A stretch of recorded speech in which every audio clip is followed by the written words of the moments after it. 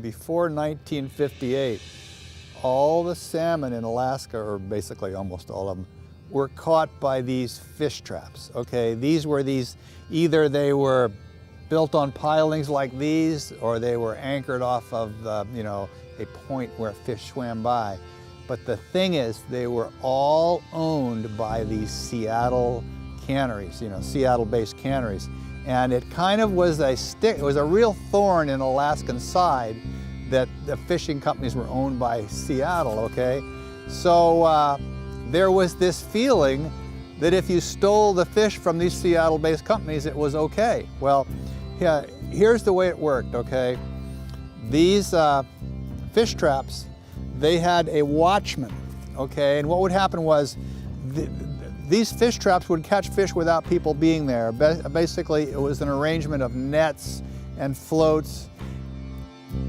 Imagine a wall of net that went to shore, and the fish would hit that wall of net and they'd swim out and they would get caught in this maze of netting, okay? And the fish would accumulate in something where they called the pocket, thousands of fish.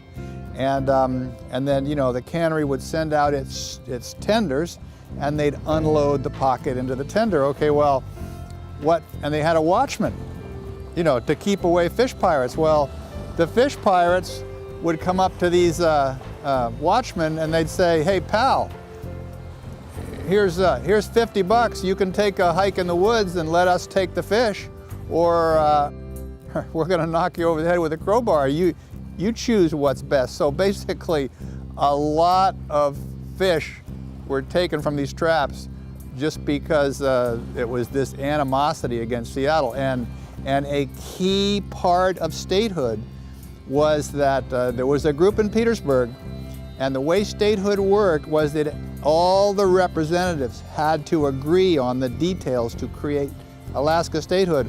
Well, the salmon fishermen of Petersburg felt so strongly that there had to be a ban on the fish traps that they said, "Listen, we're not going to sign off on this unless fish traps are banned." So when Alaska became a state, fish traps were banned, and that was the end of them. But the fish pirate days are this really colorful part of Alaska history.